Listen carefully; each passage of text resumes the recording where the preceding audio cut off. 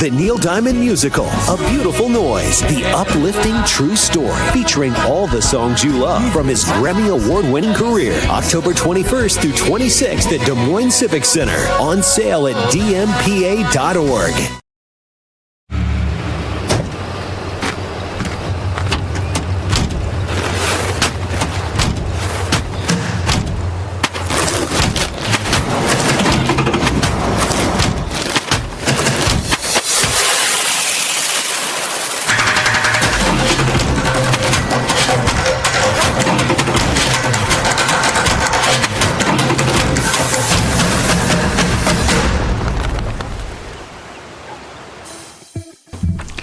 Welcome back, guys. New episode of InCYde Zone. I'm Jacqueline Cordova, joined as always by Colin Newell, Jake Remsburg, and Jirehl Brock.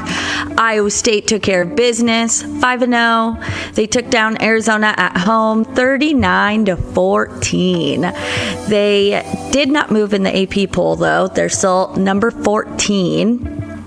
And I also forgot just how long it had been since these two teams had played each other.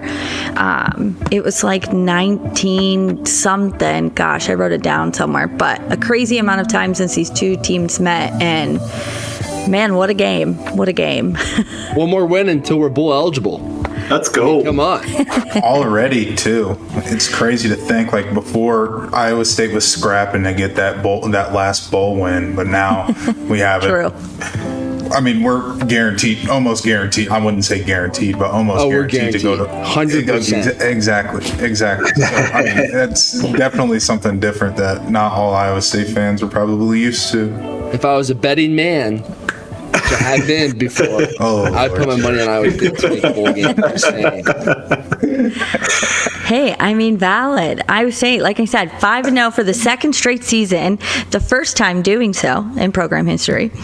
And it is the 9th 4-0 start to a season in program history. So, and most importantly, also, shout out to Matt Campbell, who continues to notch in those record books. He's now tied for 5th place in the Big 12 history with his 47th Big 12 victory. So he shares that with good old Mike Leach, as many Cyclone Fanatic listeners know. Chris Williams is idol, and then Gary Pinkel with Mizzou. So shout out to Campbell. Big win for him. The GOAT. That's pretty impressive, though. It's a good list right there to be top 5 already. And I mean, Campbell's still, for the most part, very young, but he is getting some more gray hairs on him. So I was looking That's at my, because of us. I was going to say, did you give him those gray hairs? He's not as great. That grade's probably not accelerating as fast anymore. Yeah, absolutely. He's probably taking a little halt on the gray hairs right now, especially when you're 5-0. But I was looking at my recruiting picture popped up the other day, and both him and I just look so different.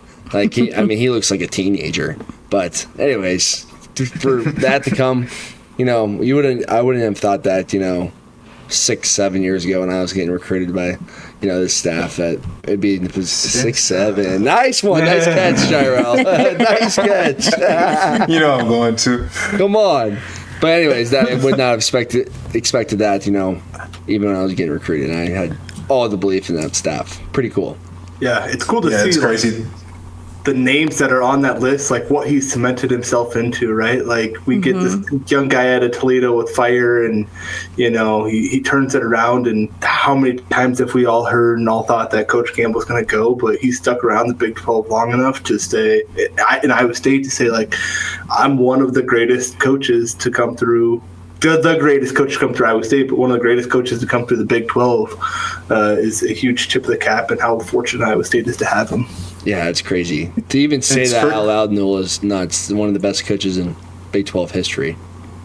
Oh, yeah. No, It's crazy that other schools would actually try and use the pitch for he's not going to be there that long to get you away from Iowa State in the recruiting process a while back. So it's crazy to still see him being here now. So is that what they said to you? Oh yeah, a lot of people said that. Like, he's not going to be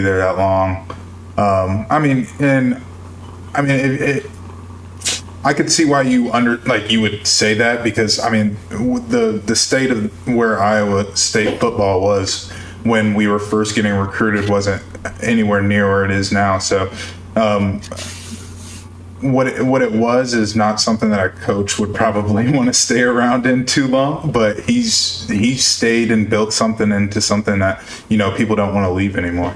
Yeah, it's kind of crazy, really, when you think about it. Like, this was probably like a stepping stone type job, right? Like, you go prove that you can go win in the Big 12, right? Like, a little bit better than the MAC in terms of, I'm going to be in on better recruits. I'm going to have more opportunities. I'm going to have better facilities and a little bit bigger budget. But I would be curious to hear what Coach Campbell, like, if he saw himself being here for the next 15 years, kind of when he took that job.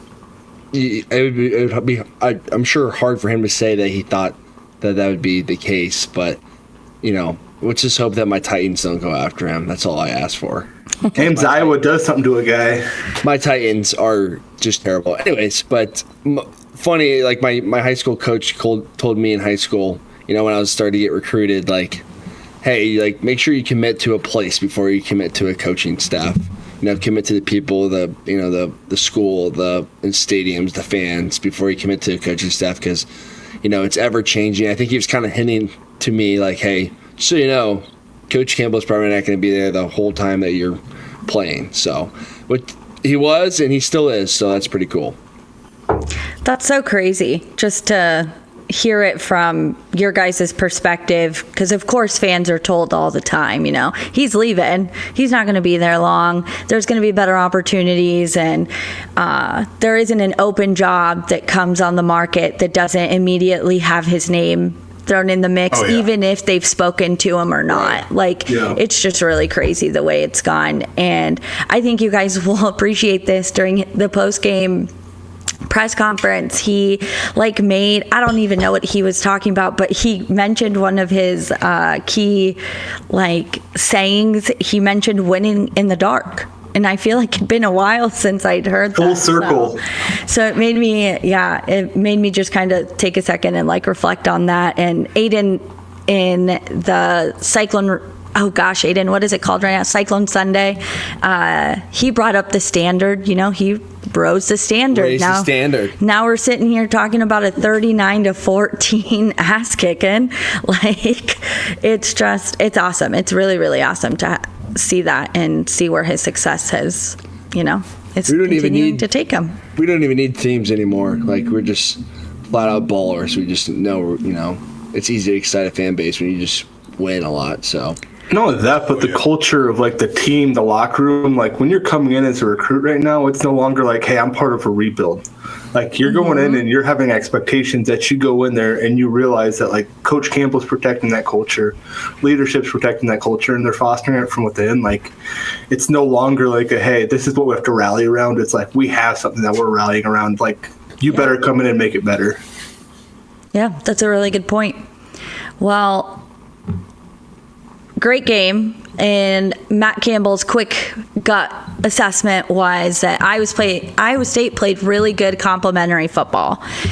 He said that he felt they played the game in rhythm, and it was, he felt it was a successful night in the red zone. And I'm just curious, immediate first thoughts. How did you guys feel about Iowa State's performance? Yeah, I think, the one word that comes to my mind is execution. This team makes plays and executes on plays and opportunities that, lead to being a good football team. Not too many mental errors that you can see just, by watching the film or the game tape, which is another key trait of a successful football team. And, a trait that's been preached, throughout that building for the past, 10 years. So, good teams win, by doing it in a complementary way. Offense, defense, special teams. Every single phase is just as important as the next. And, that's what it was yesterday. It was flat out, dominance. And there was some glaring things that you'd see probably on the film today that needs to be corrected. And then, with a crowd like that yesterday, how do you not go out and execute? So that was awesome. Yeah. Awesome to be there. I heard there was another whiteout in college football yesterday, but definitely wasn't better than this one. Oh, I know. Come on. No one does a whiteout like, Ames, Iowa. And we won. I was going to say, you got to win your whiteout. Yeah. Exactly. You got to.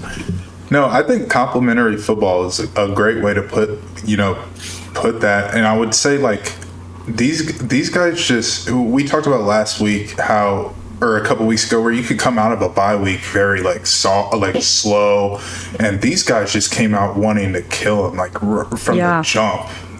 There was no like easing into this game for them, and I was so happy to see that, because coming off of a bye, you could either ease into the game and be like, okay, we're getting our footing, or just go like put your foot on the other team's neck, and that's exactly what they did from the jump. You love to see it. Usually games like this out of a bye, I don't know the statistics on it, but I don't know if I can remember like when we've been really good out of the bye, especially against a Big 12 team before. So, this was I think it was a statement game for real, like all around, offense, defense played really well. Against a team like this, where it could have, they're making big moves in the Big 12 this year. It could have went in either way, and I think a game like that, where you have the fans behind you, you got the whiteout and everything, I think they just played into all of that, played with that emotion, and went out and took care of business early. And I think it's funny, because a lot of the players on this team, they might not remember when it wasn't like this before. A lot of the players on this team have been winning since they've been there, and I think it's great to continue that. So there is no bad taste of losing record teams anymore. Yeah, Jirehl, I think you made a key point there, right? Like, coming off of a bye week is not the easiest thing in the world to do. We've talked earlier in the season here about, especially with Ireland, like the consistency and the routine that you get into.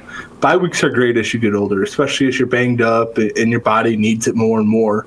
But it's also really tough, because you change your routine for a whole week, as far as how much you're practicing, what you're doing, you're getting right, focusing on school, things like that. But I mean, what I saw in this game was one of the more physical games Iowa State's played. It seemed like whenever we wanted to do something, we did it. Mm-hmm. Whether that be a trick play, whether that be a shot play.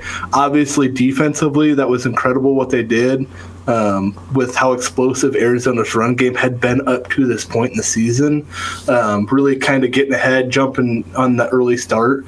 But then also offensively, like, quarterback sneak we ran how many times, like, we converted those consistently. That's not something that always happens. It just felt like whatever Iowa State wanted to do, we were able to do, and that's going against a bunch of scholarship players and coaches that get paid well. So that was really cool to see Iowa State assert our dominance coming off a bye week and getting into this heart of our season here. I tell you what, there was a couple guys on our team yesterday that I would have loved to have on my fantasy football team. I mean, the stat lines are just like Rocco, 3 rushing touchdowns. Mm-hmm. That's a stat pattern for your fantasy team. Remsburg, your fantasy team is also really bad. I know. This is coming from a guy who picked up Kenneth Gainwell last night, and he went off stupid today. Just a side. That was you. There is a Cyclone alumni fantasy leagues, multiple of them that are in rotation, and my teams are not great. Let's just put it like that. Who's winning? I don't even know. Let's check. Who's at the top? I won last year. Oh, there's a lot of different ones. Right now, the leader in our league is Colin Olson. His team name is Get Out of There Big, named after Eli Rashid and his famous saying. We have a lot of different team names that are quite funny. One is called Carl Custodian Crew. Another one is the Postma Calf Club. Okay. These are all Iowa State people. Nate has huge calves, and we're off track humongously right now. Yes. Anyways, that's what we do now post Iowa State football. We play fantasy football against each other. You know what? I love and respect it. And I'm sure people listening will love to hear the tidbits. Going back to the game, what did what did this game show us about Iowa State's offense? How about the playbook? Open up the playbook. How about that? And how about Benjamin Bramer having an arm on him? Those are just two things there. But, really the offense, it's in sync. There's a lot of good stuff happening. You're getting the ball to a lot of different people. Chase Soell, breakout game. That's awesome to see. He's just a difference maker. We have so many difference makers on offense. The O-line continues to, do their job, I feel like.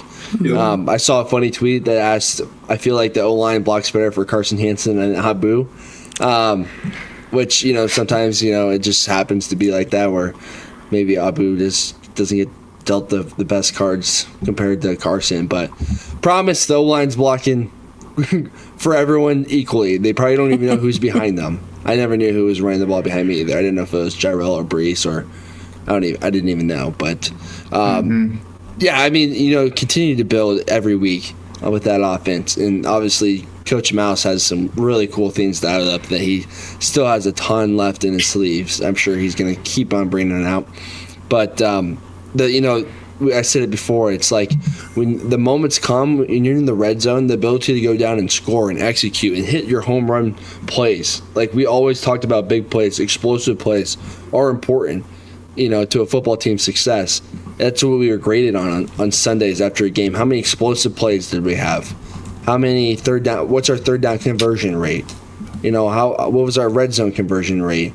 So when we're getting points consistently and we're getting the ball down the field into the red zone, it just shows a consistent offense. Mm-hmm. And, I did think actually Arizona did a really good job mixing up some couple different blitz packages and stunts, which kind of got our O-line, circled a little bit, which can happen. But, when you win a game like that, you're able to use that film to continue to get better and, communication. And we have just so many veteran leaders on our offense that, those things will get corrected.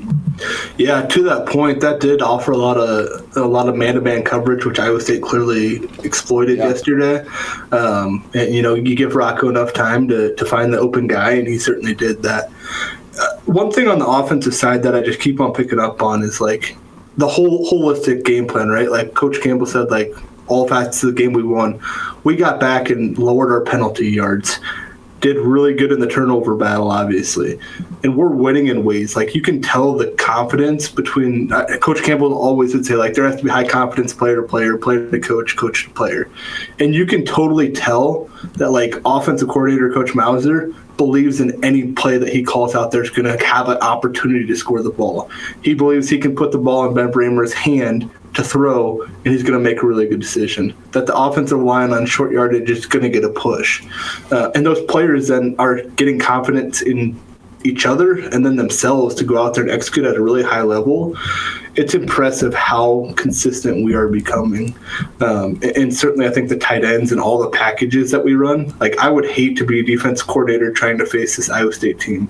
Like you have 4 tight ends out there to start the game, and then the next thing you know, you have no tight ends, and you have to have a cornerback on a tight end that's 6'7". Like, it's a matchup nightmare, and we can run the ball north and south too. Like, good luck.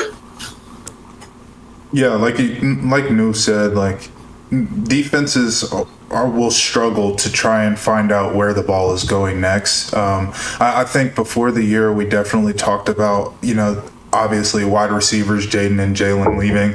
And kind of needing to make up in that spot. And, I think we've done that with not just 2 guys like Jaden and Jalen, but with a group of people. Obviously, Soell having his breakout game yesterday, and you hope to see that continue. But, I think Coach Mauser, you speak of like the playbook. I think it's, in a way, it's gotten, I don't know if it's, the playbook has gotten this way, or maybe like Rocco's the actual throws that he is making, but it's almost gotten arrogant, and I love to see it. Like arrogant play, just knowing that you're going to go out there and ball. Like not a lot of quarterbacks will just continuously throw the ball downfield like Rocco does, and trusting in his receivers. The receivers that everybody said that we didn't have coming into the year. trusting those guys to go down there and make plays. And then obviously having the tight ends, it allows you to change things up on offense. I mean, you see the fake, we're out our kicker. We're out 2 kickers, and for a field goal, we don't actually kick a field goal. We say, okay, let's see what look you give us. They go straight man. Let's just toss it to a tight end. That was mouse coded as hell. And I could have swore, and I know Mouse probably did too, because I saw that play on Twitter this past week, and then I saw it in game, and I was like, okay, yeah, Mouse definitely saw the same play I did. And that's the type of coordinator Mouse is. I know guys will send him clips of, other teams running plays, and he's entering that into the game plan, like, oh yeah, this looks nice. And that's what I mean when you have a guy like a younger offensive minded coach like Taylor Mauser. You'll find where it's like these plays where you wouldn't usually see teams run it. We're going to do it because that's the type of mindset that Mouse has brought to this offense, and they're all playing arrogantly, but great. But I like it. It's not a bad arrogant, if that makes any sense. No, it does. One word that sticks out a little bit is efficiency. And this is a thing that's often overlooked as a fan, and it's stamina on the field. We don't see a ton of super long drives on these guys' legs, and that's a difference maker. When you play a first half and you did, 4 drives of 15 plays, and they all led to a field goal, like that's mentally and physically draining, So the ability to be physical, like we were talking about, like we just looked like the more physical team yesterday. Well, I can kind of come back to like how efficient we are on offense, and how many plays it's taking to get down the field. And I was just looking at it. It's like there's not really a drive yesterday longer than 12 plays. And when you can do that and keep your guys fresh and not drain your legs, not only is it good during the game, it's good on Sunday, because you really didn't have a ton of super long hard drives, and then that leads into like the next week. Going on the road next week. Like, just little things like that sometimes, as a fan, I even forget about sometimes too. It's like these guys are working out essentially on the field, and the more you can keep the guys fresh and active during the game, the more physical you can be, the more draining you can be on an opposing team. So that's something that just I never really think about as a fan now, but as a player, it's super nice when you're scoring on a 7-play drive. Huge. Oh, yeah. Yeah, you want to get off the field as fast as possible when you're on offense and on defense. It's basically going back and forth who can get off the field faster. There's nothing worse than like a 9-play drive that leads to a punt. Like the that's worst. just the worst. Especially backed up. Oh gosh, it led to nothing. You had 9 plays of 5 yards. You got to the 40 line and you punted. Like so diffusing. Just diffusing. Draining and defeated. Anyways. Is it just as as bad watching it as a fan when it does happen? Oh yeah, it's terrible. Gives you PTSD. Yeah. As offensive guys, no one likes the punt.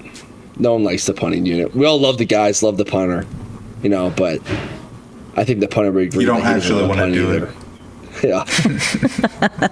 Well, as mentioned, Chase Soell had his breakout game, career high 146 yards receiving on 4 receptions. Huge. I mean, he was really all people could talk about. Campbell talked about just how much he really showed in the first 4 days of camp until he got hurt, but just very complimentary. I mean, for you guys, how do you think this really impacts the team and really just as fans to be able to see him out there ball out like that? I mean, what impact does this make, do you think, moving forward? I think it gives the team, the offense, another belief, right? Like we already had a good offensive season, I feel like, that's been confident.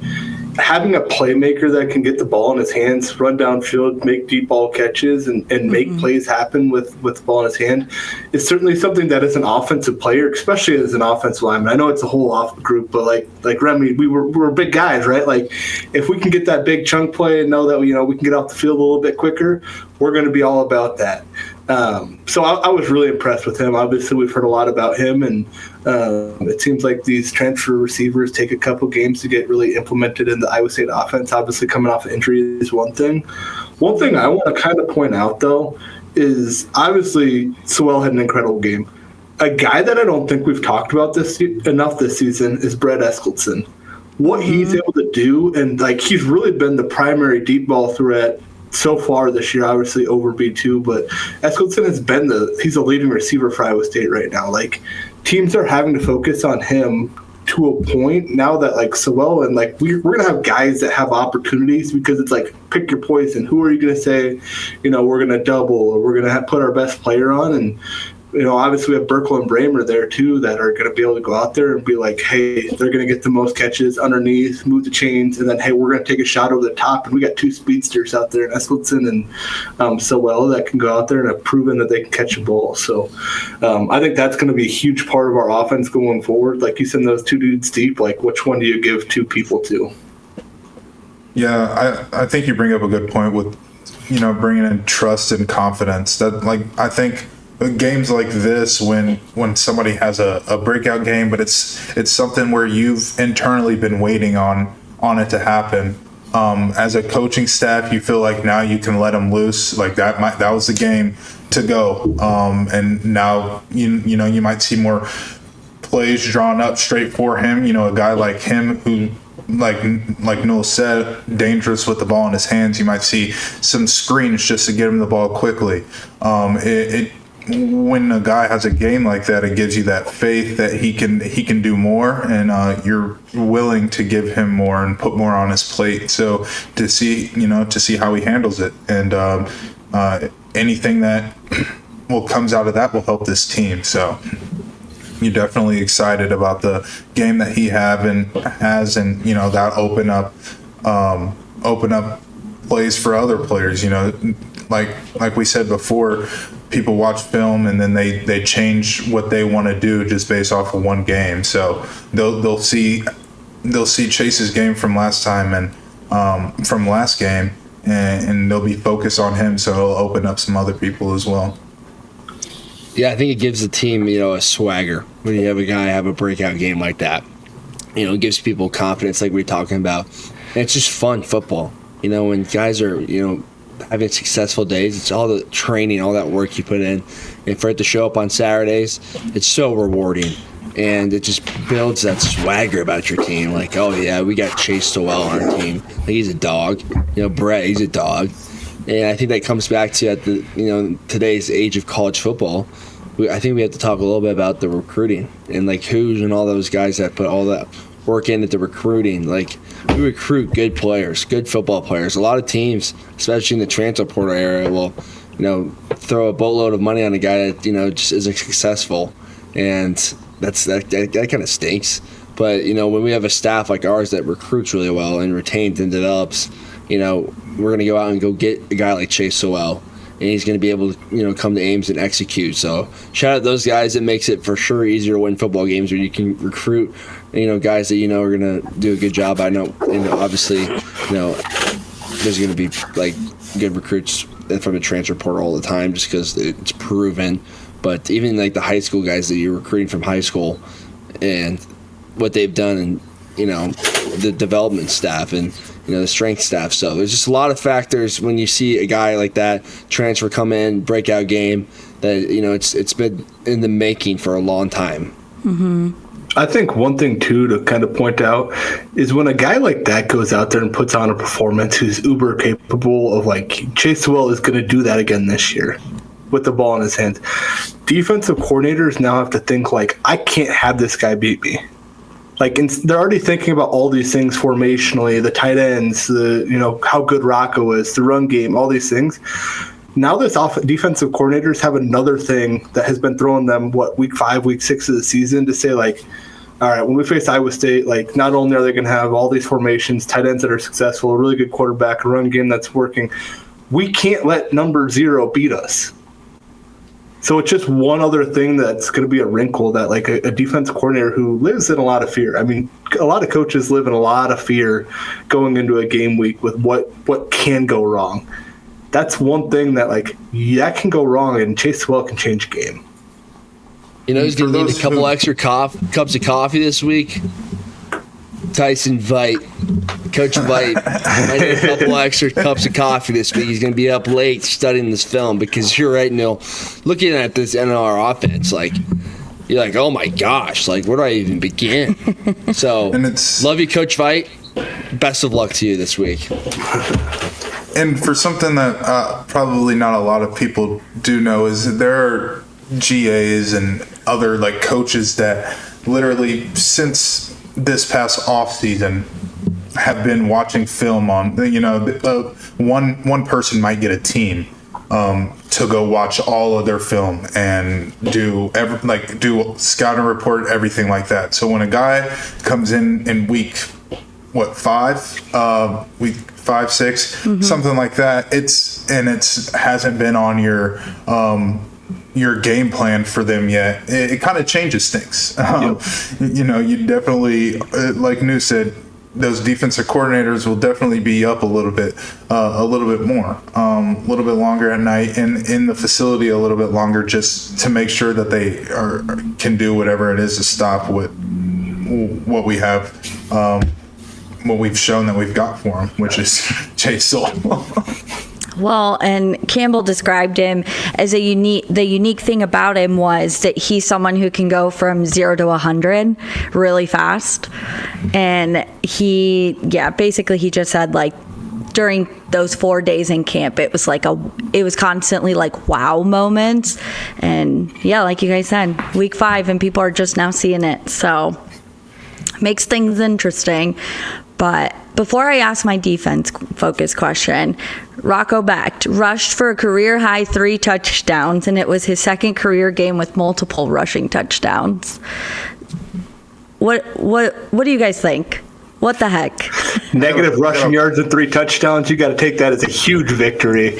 I got a buddy at work who, you know, especially when we were in Dublin and we made that toss on the 1 yard line and fumbled it against K-State. You know, he every week at work he sends me a picture of the QB sneak. He loves the QB sneak, and obviously he's an Iowa State fan, graduated from Iowa State. So I guarantee you he's gonna text me on Monday and be absolutely ecstatic that we had 3 QB sneaks.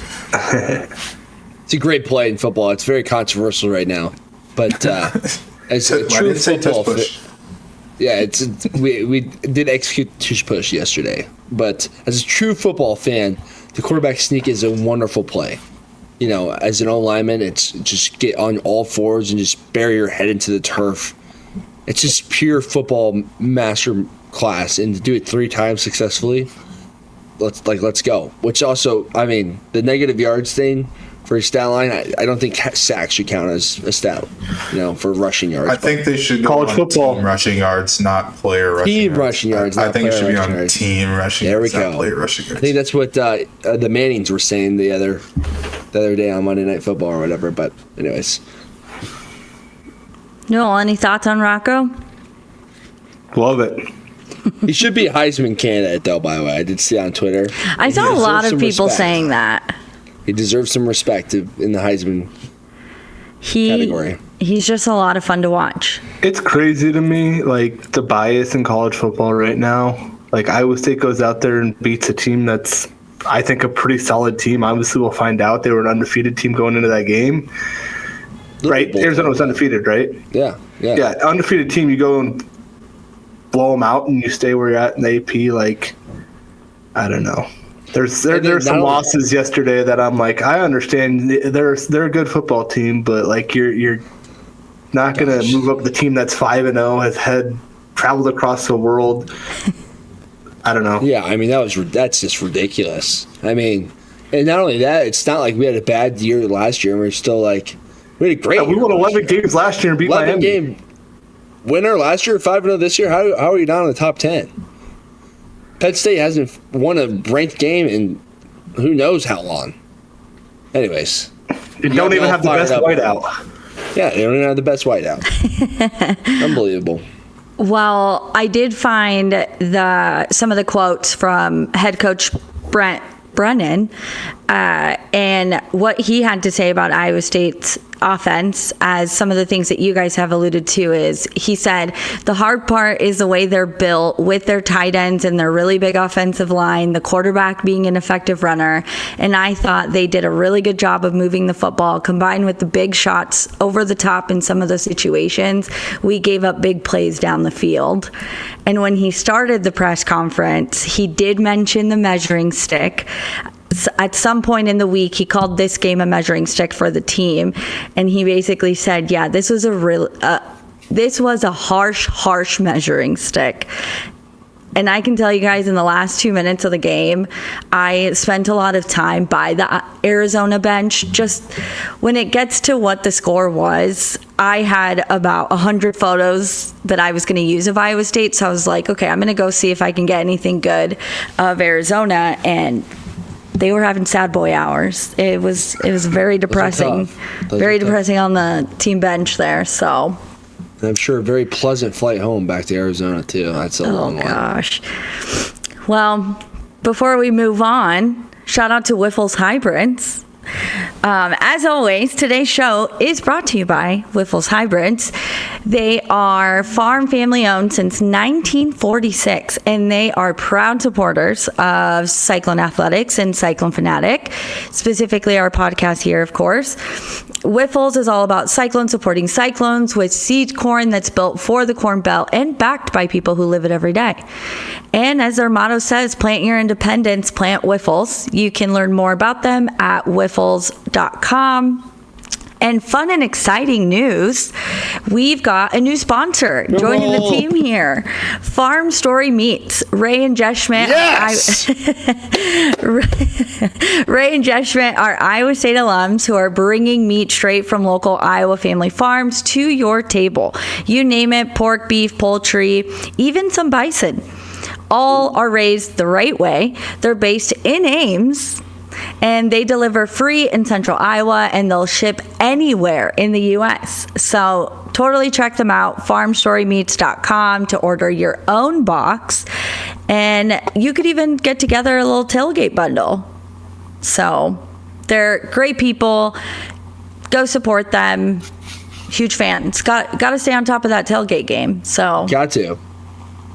But super lucky. Thank you to both of those great companies for supporting InCYde Zone so that we can sit here and talk football. Gosh, that fires me up. I love that we get sponsored by, a meat company. I know. Get your meat. If you want some entertainment, I'm a hobby meat smoker. I have an Instagram at Remy Smokes Meat. I love that. So give it a follow.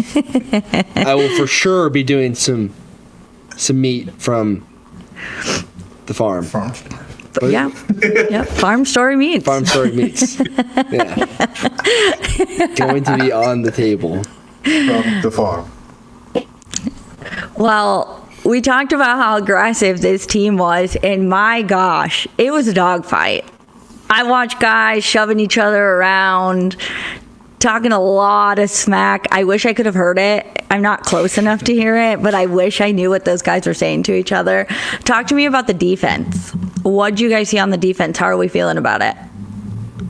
I love the way the defense played. I mean, for me, I think a big part of this game, and I think a big part of any game that I watch Iowa State, just because of how our defense is set up, is allowing the quarterback to be mobile. And I think our D-line did a really good job of rushing together and containing him. If you don't know, we drop 8. There's 3 rushers, so that gives the quarterback a lot of time. And when the receivers are running around, most of the defenders will be on top of receivers and not looking at the quarterback, so it allows the quarterback to get out and get a lot of first downs. So the way that we handled the quarterback just with 3 down linemen and then had everybody else on top of and under receivers, I thought it was a really good job defensively.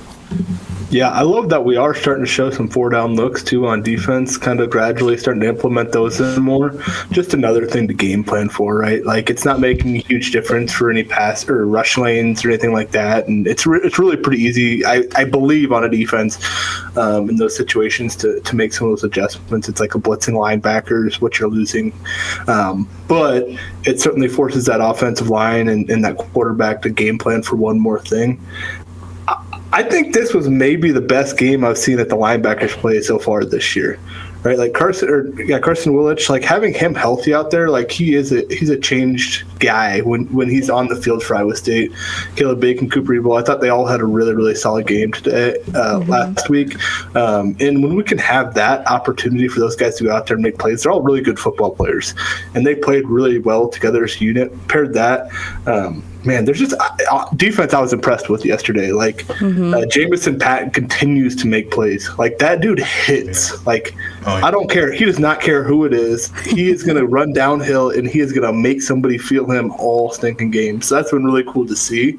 And then, obviously, Trey Bell stepping in there. I thought he had a really good game, really long player there. Obviously, stinks to hear the news on Jeremiah Cooper, but Trey Bell is a guy with experience. He's long at cornerback, and I thought he made some really great plays yesterday. Yeah, I mean, at the beginning of the show, we talked about, Campbell and his wins in the Big 12. Doesn't happen without Coach Haycock at all. Many years where the offense has been kind of the struggle of the team, and Coach Haycock has won, and his defense wins us a lot of football games, a lot.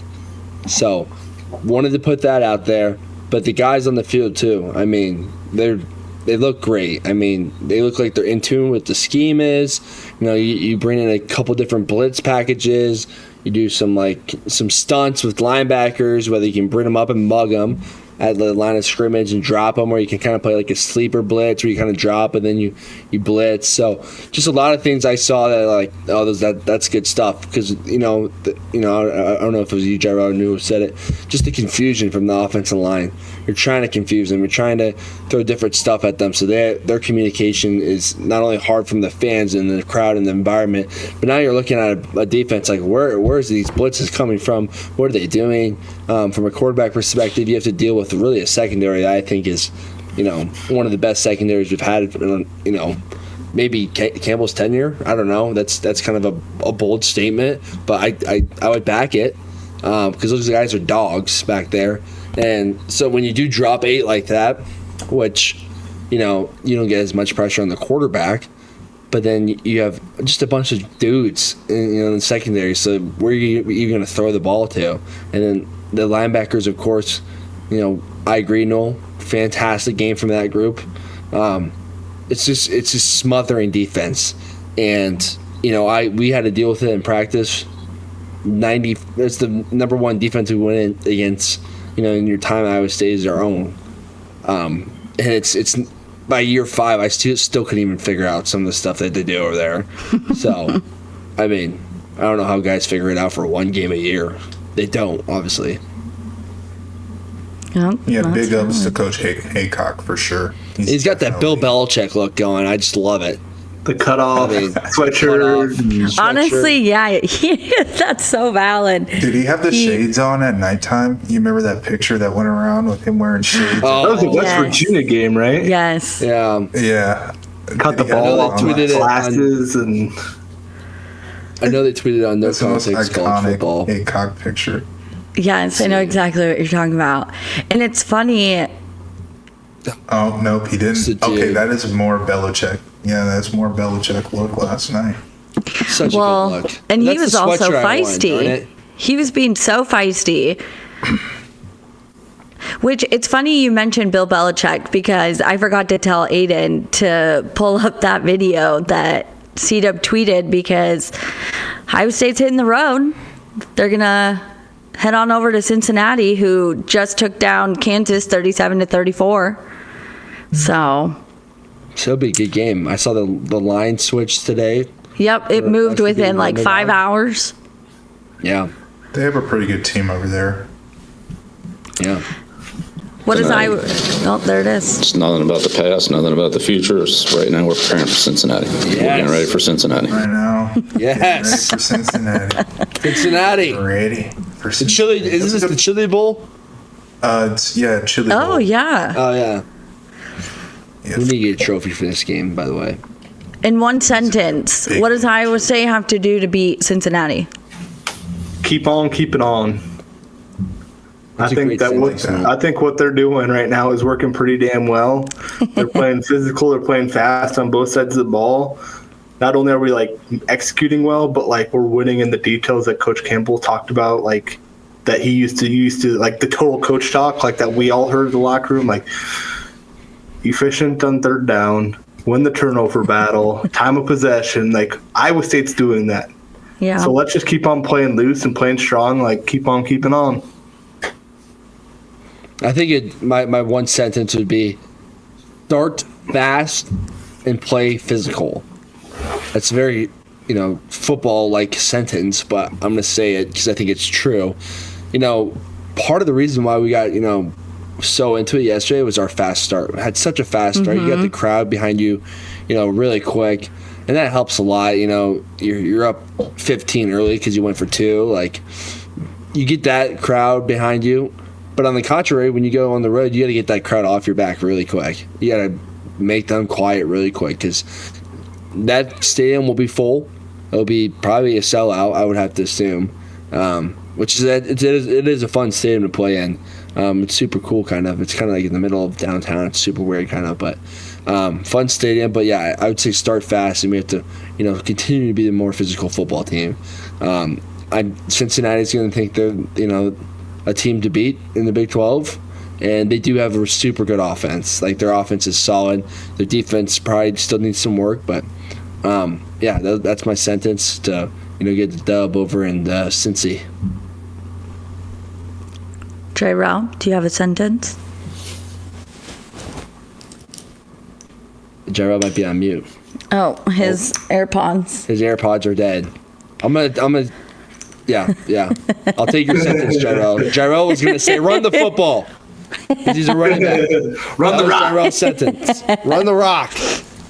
Well, one thing, when you mention the crazy crowd, it was Campbell's 19th sellout Wow. at Jack Trice. And it was beautiful. And it was really, really fun to see just how electric the place was.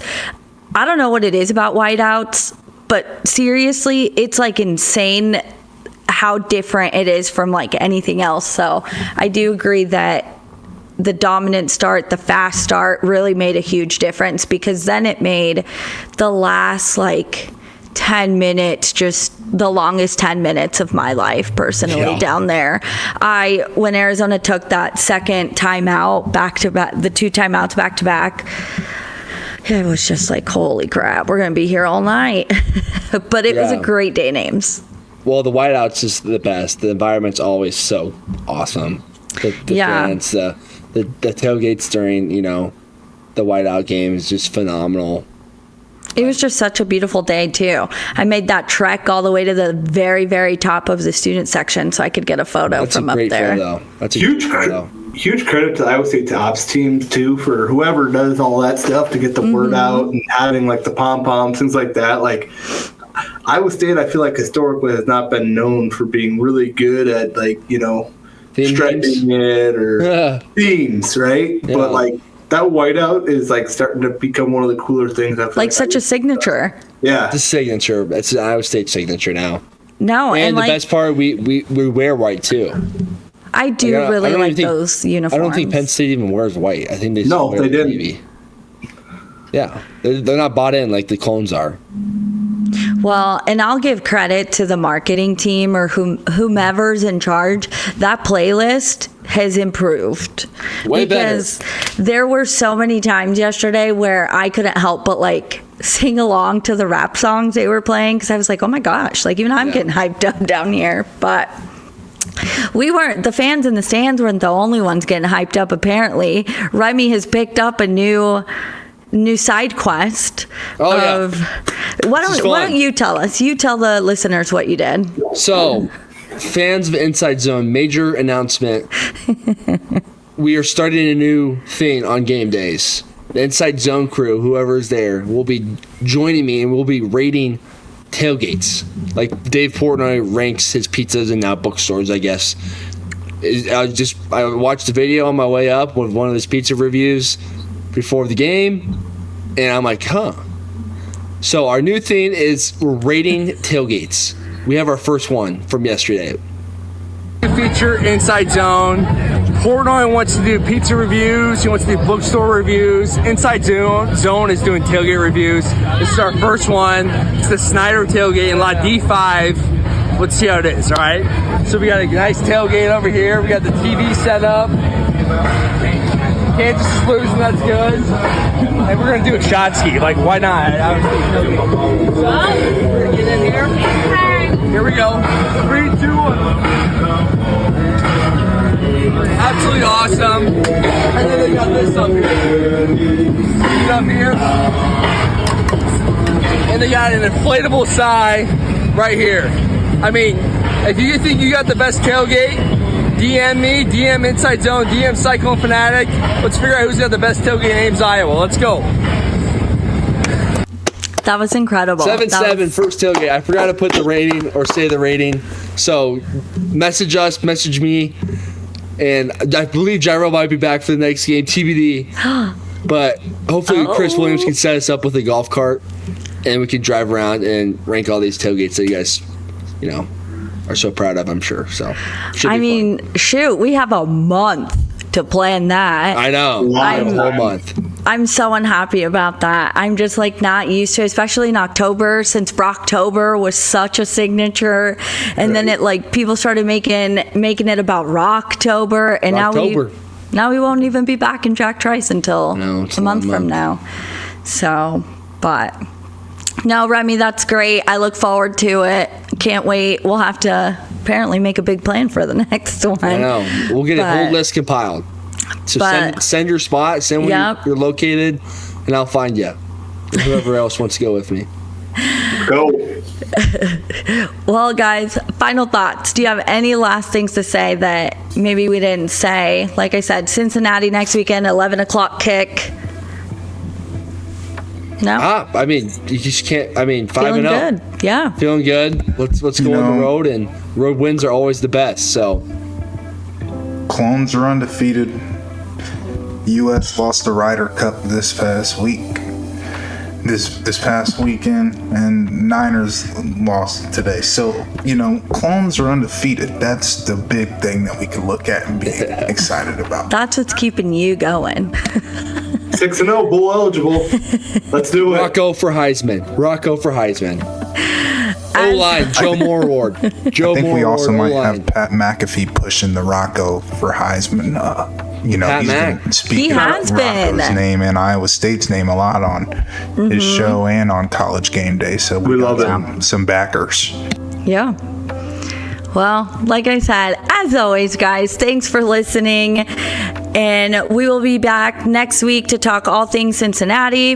And as always, thank you to our sponsors, Wyffels Hybrids and Farm Story Meats. Thanks for listening, guys.